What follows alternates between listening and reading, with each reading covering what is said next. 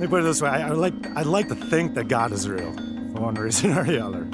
I don't believe in God because the idea that an omniscient, loving being would judge me, who is mortal and ignorant and tiny, for all eternity based on a few years' experience, I find to be rather a cruel thought.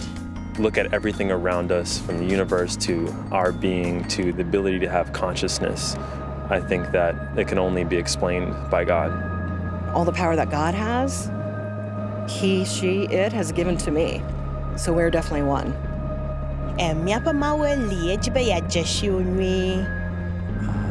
I hope there's something else out there. It'd be fun to experience whatever God has in store next. Either that or we're all just evolved apes. There's so many things where it's just like that couldn't have just happened. Like that has to have something behind it, and I believe that something's God.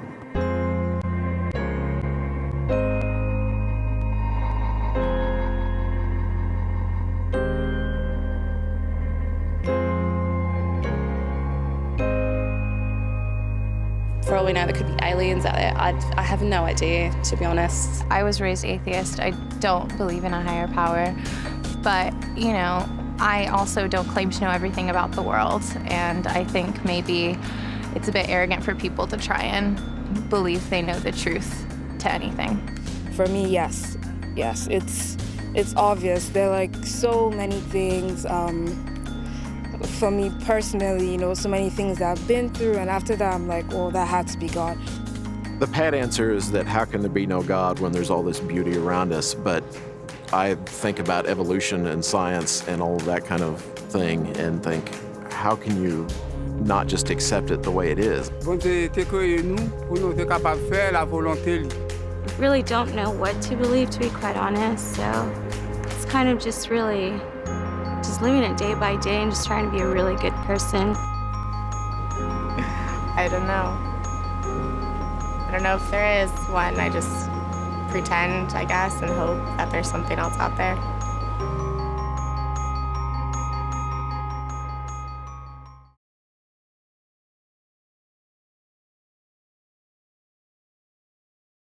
So it has been amazing to be married to a physicist.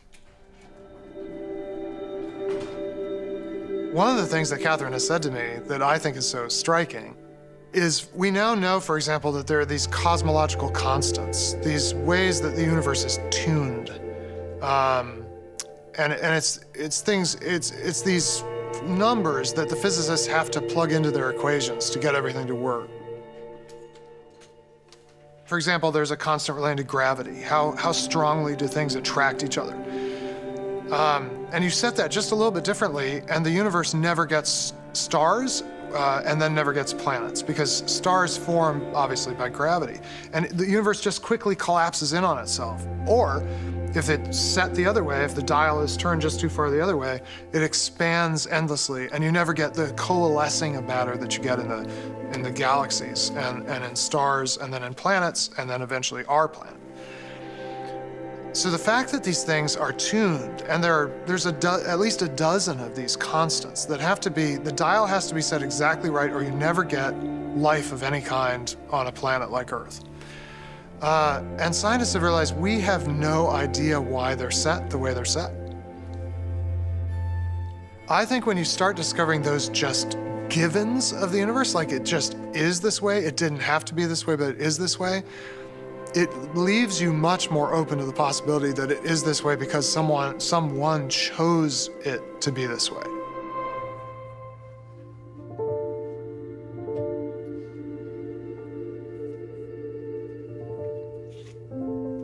I have a couple of sons that are the loves of my life, and it's fascinating how peekaboo is fun to them from the very beginning. Seems there's something about being hidden and then something being revealed. I don't know if I can, sum it up scientifically, but it is fascinating to me that in all of our hearts seems to be this desire to to find out what's really going on. I look at, you go to the zoo, what animals do people want to see? They want to see the bears and the lions and the tigers. You know, in my country, sharks are a big deal, sharks and whales.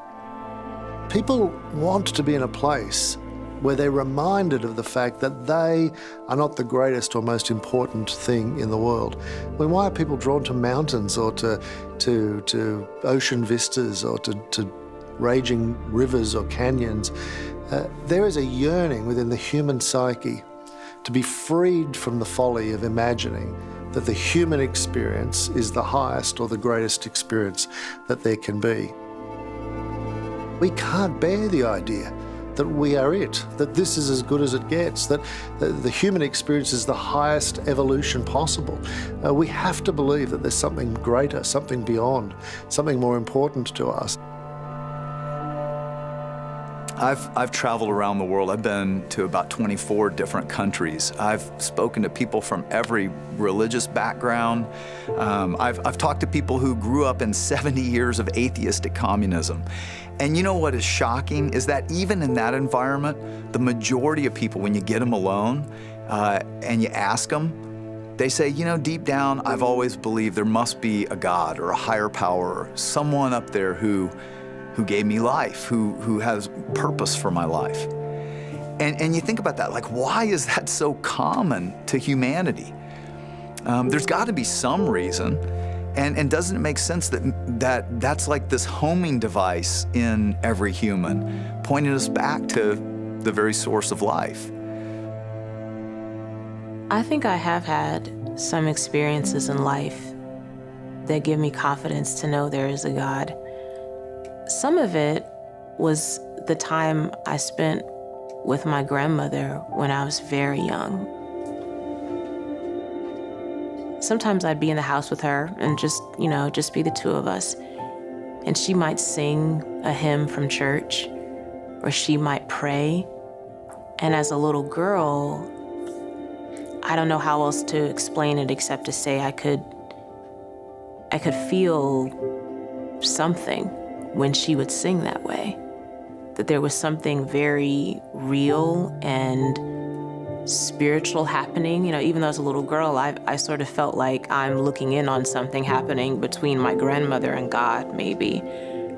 And as I got older, you know, sometimes I'd be in a church service and I might have that same feeling that I remember having sitting in my grandmother's house. But I think it's just been a lot of those experiences over time that sort of have lumped together to say to me, this is how I know that God is real. If you actually think it through, the idea that, let's say, okay, there's no God. We just got here by accident. You know, we evolved out of the primordial soup over billions of years, totally accidentally. God didn't guide that because he doesn't exist. So we're here. So it logically follows that life has no meaning. Now people go, okay, well, no. Life has no meaning. If you think about that, it is so bleak and horrifying that most people would know that can't be.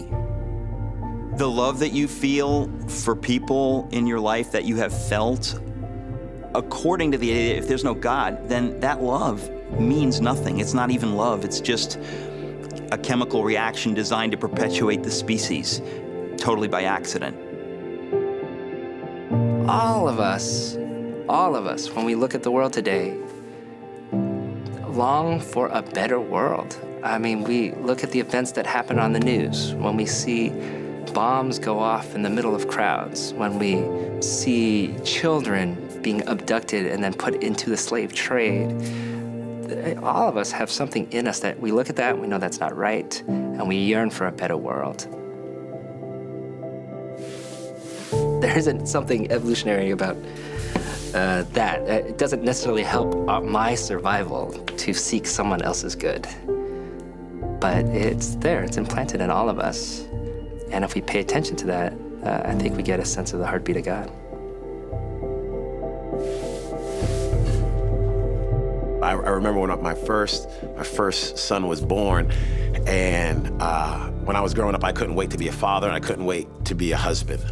So now I've got the wife, and we've married, we were going on 7 years at the time, and then we find out she's pregnant. We got our son, he's coming into the world, and I remember when that little guy came out, and he looked like he was 85 years old, and he had crazy amounts of hair, even on his forehead, and he wasn't terribly cute, in all honesty, from the first time he came out. He has since grown into a beautiful young man. But when I saw him, explain it.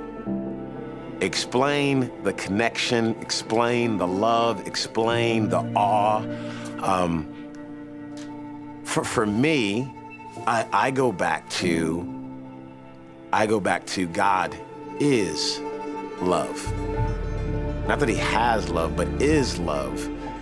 And any friends of mine that have experienced love, they've experienced that presence, that joy, that hope.